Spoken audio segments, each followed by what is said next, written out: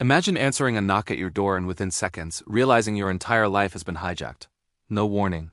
No dramatic chase. Just calm voices, polite smiles, and then the cold steel of a gun pressing into your spine. In December 2004, two ordinary families in Belfast experienced exactly that. What unfolded over the next 24 hours would become the largest bank robbery in UK history, executed not with explosions or gunfire, but with psychological precision. It started on a quiet evening when a senior employee of the Northern Bank answered his door to two men dressed as police officers. They carried a clipboard. They used his name. Their tone was urgent, but controlled. There had been a tragic incident involving a relative, they said. He needed to come immediately to identify a body. It was a carefully rehearsed lie. The moment he stepped outside, the disguise dropped. A gun was forced against his head. Inside the house, his wife was restrained before she could fully process what was happening. The men moved efficiently, methodically cleaning surfaces, ensuring no trace of their presence would remain. Across the city, another bank employee was enjoying an evening with family when someone knocked at his door claiming to discuss football, specifically his favorite club. It felt harmless, routine. He welcomed the man in. Seconds later, two more figures entered. Firearms were drawn. His parents, sibling, and partner were held at gunpoint in their own living room. The message in both homes was identical and terrifyingly simple. Tomorrow, you will help us rob your bank. If you refuse, your families die. This tactic, known locally as a tiger kidnapping, had been used before in Northern Ireland. Rather than attacking a bank directly, criminals abduct someone with access and force them to carry out the crime themselves. It bypasses alarms, security codes, and reinforced doors by turning trusted employees into unwilling accomplices. The criminals had chosen their targets carefully. By coincidence, or by inside knowledge, both men were scheduled to be joint key holders for the bank's main vault the next day. The vault required two authorized individuals to unlock it, a safeguard designed to prevent exactly this kind of breach. But safeguards mean little when families are held hostage. Throughout the night, the two men were given precise instructions. They were handed mobile phones, each containing a single contact number. They were told to keep them on at all times. They were warned that any deviation, a suspicious glance, a whispered warning, a delayed call, would result in immediate consequences for their loved ones. Sleep was nearly impossible. Fear hung heavier than exhaustion. The next morning, both men walked into work as though nothing had changed. They greeted colleagues. They performed routine tasks. It was just days before Christmas, one of the busiest periods of the year. Cash levels inside the bank were unusually high. At exactly 5 p.m., after most staff had been dismissed for the evening, they made their move. They unlocked the underground cash center vault. Inside were stacks of freshly printed notes, bundles of used currency, euros, and US dollars. The scale of the money was staggering. But the first instruction was conservative. Remove £1 million and deliver it to a designated drop point. One of the men carried the bag out of the bank, walked to a nearby bus stop, and placed it on the ground. Minutes later, a stranger collected it without a word. He returned to the bank, believing the ordeal might be nearly over. Then his phone rang. That delivery had only been a test. The real operation was about to begin. Back inside the vault, the plan escalated dramatically. Green cash boxes containing large sums of currency were opened. The original metal security seals were replaced with white ones.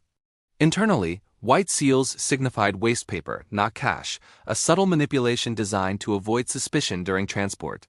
One by one, the boxes were loaded onto trolleys and wheeled through corridors monitored by dozens of cameras.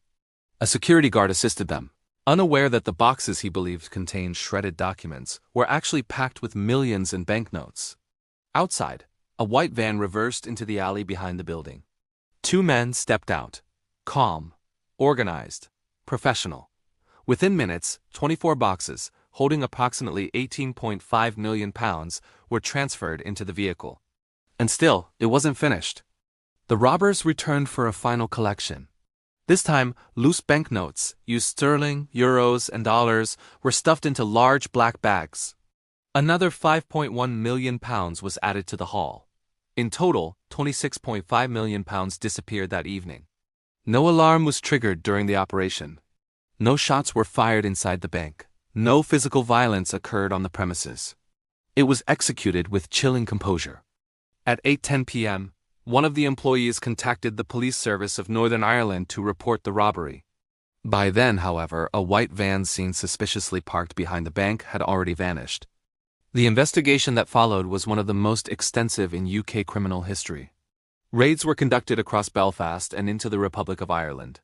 Suspected links to paramilitary organizations, including individuals associated with the Irish Republican Army, fueled political controversy and public debate. Large sums of cash were recovered in unusual places, hidden in containers, buried in compost, partially burned.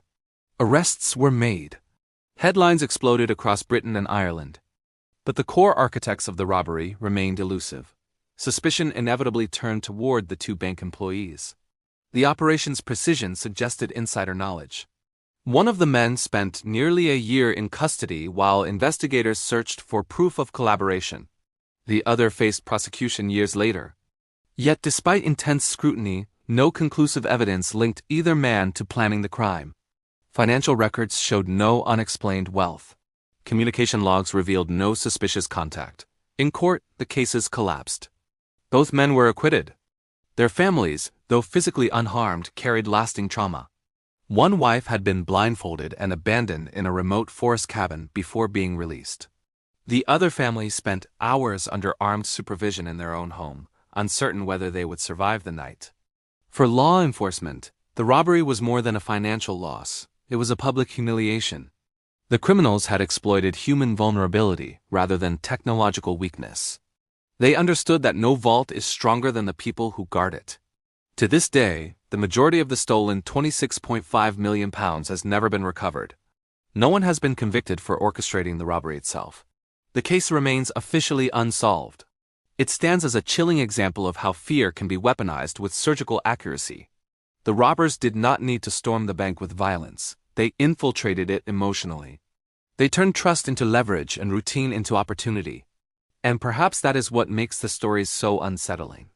Because the greatest security systems in the world can defend against explosives, hackers, and armed attackers. But how do you defend against someone knocking gently at your door, smiling, and already knowing everything about your life? And after more than 20 years of silence, one question still lingers in the shadows. Was this truly the work of criminals who vanished, or of forces far more organized, waiting patiently for history to forget?